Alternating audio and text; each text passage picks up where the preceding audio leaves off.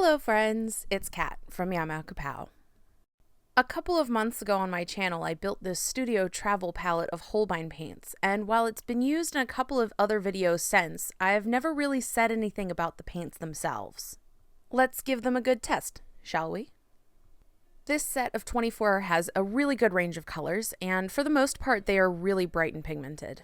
This is weirdly one of the only palettes I have where almost every single dried pan of paint actually looks like the finished color, rather than a mysterious dark black blob that surprisingly turns out to be a lovely green or purple or something like that. I don't often use the lifting technique intentionally while painting, but when I do, it's usually because I've messed up something and have to go in to correct it. Surprisingly, even from completely dry, each of the colors I lifted almost entirely vanished from the paper with, honestly, not much effort. I used a clean, wet brush to apply a bit of water to the dried paint and barely scrubbed it before picking up the water with a dry towel. This is actually very valuable information to me because being able to recover from a mistake easily is really a relief, no matter how experienced you may be at any medium. For the flow test, I wet the entire area and gently dabbed tiny dots of multiple colors into the space. The paper I'm using is Canson XL watercolor paper, and it warps a lot when wet, so the paint flowed a little bit more towards one of the bends, but overall, Holbein paint does not move much. According to their website, Holbein doesn't use any dispersing agents in their paints, like oxgall, because it affords the user greater control in how the paint moves. I found this to be a common theme in a lot of the Asian watercolors I've used, where their paints don't bloom and flow very much, so it's often very easy to control them for fine details, even if you're working on a surface that may have a small amount of dampness to it.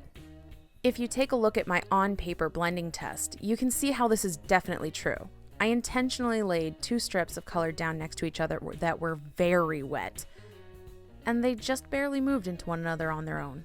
However, because it's very easy to control how these paints move, it's very easy to blend them seamlessly while still wet on the paper, and the gradient from pink to purple was basically effortless to create. Out of curiosity, I made 2 mini color wheels out of cool and warm primary colors, and mixed blacks and neutrals with them as well. Cool colored mixes are always my personal favorite because I'm drawn to them. However, the neutrals made by the warm color wheel were really easy to create, especially the black. If you've never mixed your own black using only red, yellow, and blue before, it's definitely good exercise and can help you overall get better at mixing up your own colors. Many of the colors, while it may not look like it in these swatches, actually dry a bit duller and have a slight opacity to them, like Permanent Green No. 1, Yellow Gray, Terre Verte, Permanent Lemon Yellow, and Jaune Brillant. Some of the colors, like the Jaune Brillant, have a white pigment in them, so it makes sense that they're a smidge opaque. But the lemon yellow is just a yellow pigment, PY7, and having a yellow color be opaque naturally is kind of weird.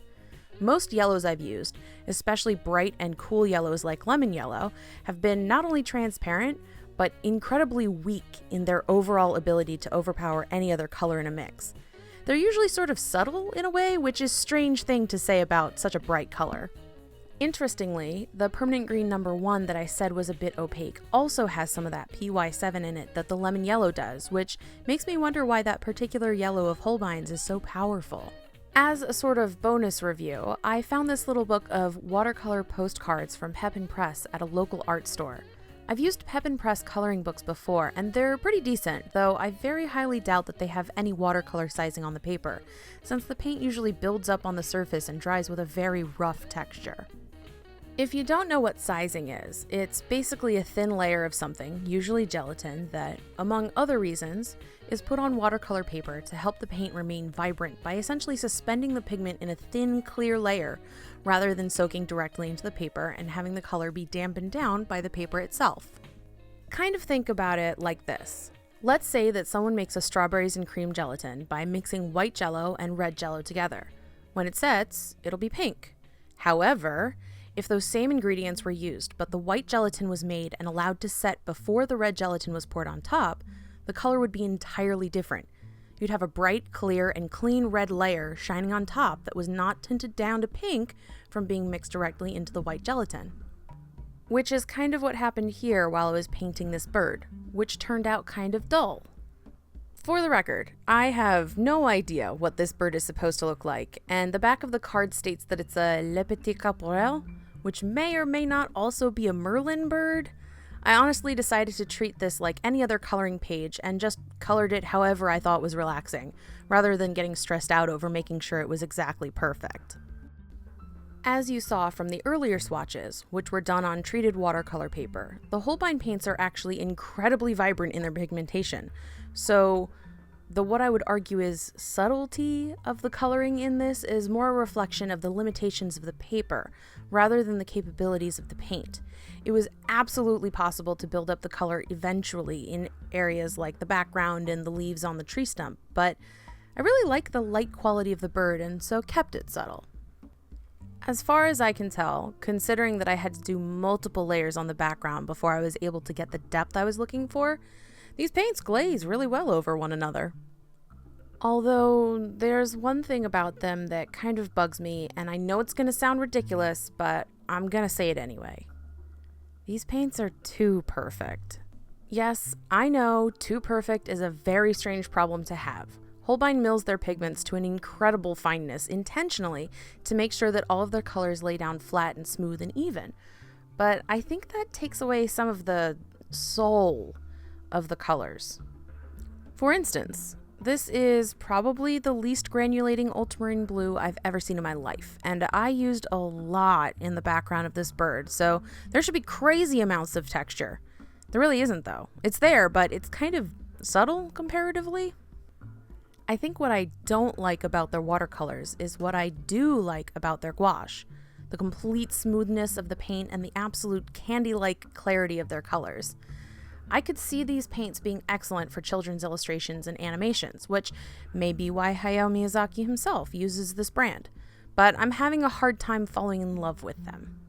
For me, it's like these paints are some sort of celebrity. Beautiful, highly skilled, and incredibly respectable, but not someone with whom I can expect to make a deep personal connection. I appreciate these paints because of their high quality, and I absolutely recommend them, despite personally feeling like they lack a bit of soul and character for me to fully love them.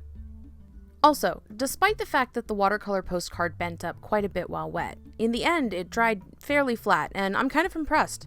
The designs on the postcards are a bit too complicated for me to relax to, so I found it easier to just kind of loosely use the original lines as a suggestion and follow my own path.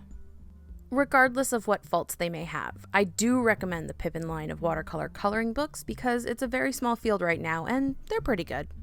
What do you think? Have you used Holbein watercolors before? What are your feelings on them? And do you know of any other watercolor coloring books worth trying? I have some Painterly Days ones, and I like them a bit better. Tell me if you'd like a review on that. I'm happy to oblige. Don't forget to check the doobly-doo if you want to know what paints and papers I used in this video. I'll also have a link to the video where we built this palette together so you can see how it was made, as well as a link to my Instagram and Ko-fi accounts. And I know every time a YouTuber says this, a squirrel somewhere grows wings and flies away to another planet away from us all, but please remember to like, comment, and subscribe. It truly does help, and I really do appreciate it. Until next time, I wish you peace, love, and granulation.